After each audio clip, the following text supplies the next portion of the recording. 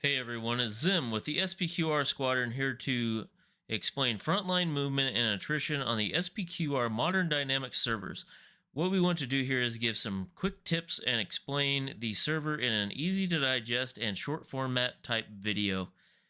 There are two ways to move the front line. One is to gain a 5% health variance over the other team during the 2-hour frontline check.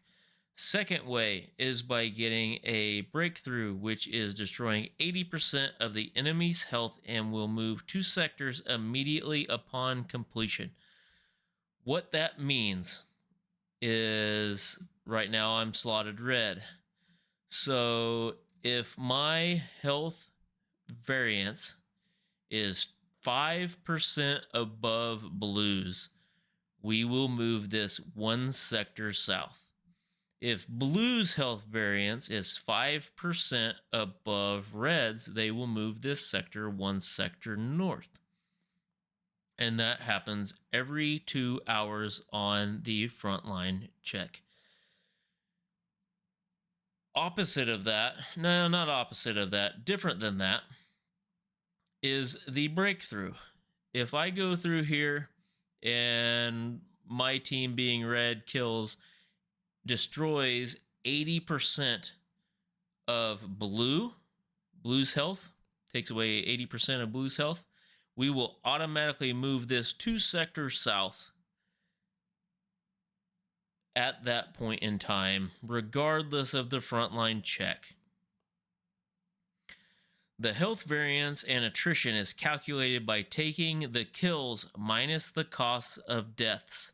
Therefore, if you get killed and die often, you could cause your team to lose a sector and end in a no-gain scenario. So we all know how expensive these airframes are.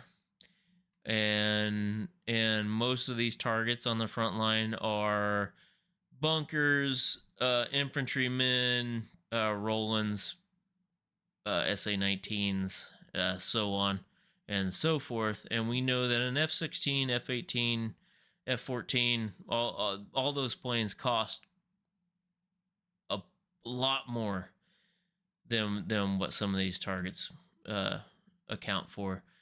The biggest question, or the longest standing question that we've had on this server is, I've killed 80 targets, but I cannot move the front line. My team cannot move the front line. When we actually go in and look at that, what has happened is they'll fly in and take out a bunch of targets, but each time they come in and take out a bunch of targets, they also get killed themselves. You're not bringing that airframe home, so that accounts in the cost of the frontline movement. That decreases your percentages. So think of it as, I've checked this airframe out. I've gone along the front line. I've killed this amount of targets, and it cost me this much money to fly this airframe. If I don't bring that back home, I lose that money. Therefore, I could essentially break even. I could end up in the negatives if you come down here and kill one target and end up in the negatives. Now what's going to happen is you're actually helping blue at that point. So do your best to stay alive, do your best to stay safe, and do things in a smart way. The frontline targets account for 50% of the overall health of the side. So all these blue dots implemented by Sean B gives a relative location for all of the blue and red frontline targets. That will move north and south as the lines move north and south. That's 50%. Additionally to that, you have the front depots. Front depots account for 20% of the side's health.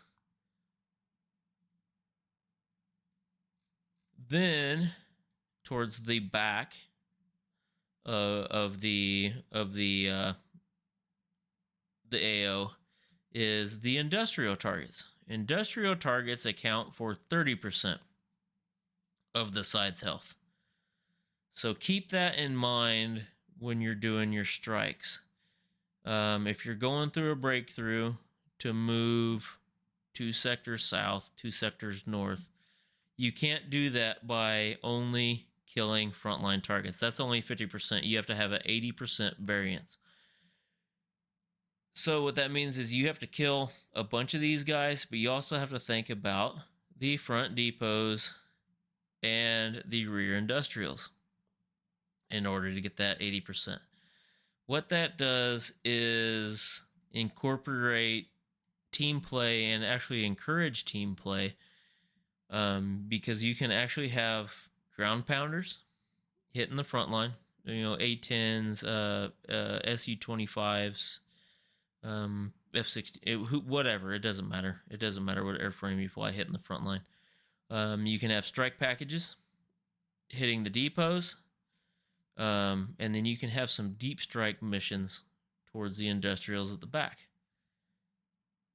All of that is going to go towards that attrition. The only thing in this server currently that does not account for overall health of your side is SAMs. SAMs are a necessary evil for a modern server. We try to keep it as realistic as possible and as balanced as possible. SAMs do a number of things. They kind of protect the front line when there's no cap available. They protect players while they're rearming, refueling at the bases towards the front line, and even further back. If there were no SAMs, it'd be pretty easy for somebody to get camped at their home base. That's not to say that seed and deed is not important. So we can see where the current front line is right here. That Hama is pretty close to the front line, and I can almost guarantee that the SAMs at Hama are kind of encompassing some of these targets on the red front line. Roughly, in this area. I think that's an SA-10 here. So in order to help your team, you got to have seed, deed, strike packages, and cap.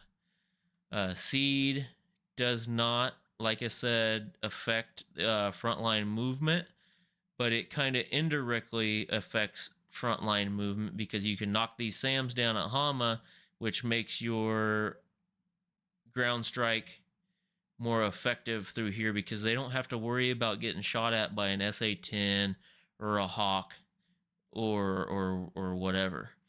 So seed's important. Unfortunately, at this current time, it could be implemented down the road, but it does not affect frontline movement. Hope that helps.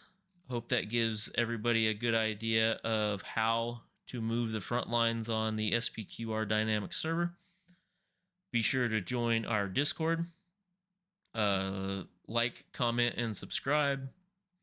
Let me know if there's any question, comments, or concerns. And we will see you all on the server. Bye.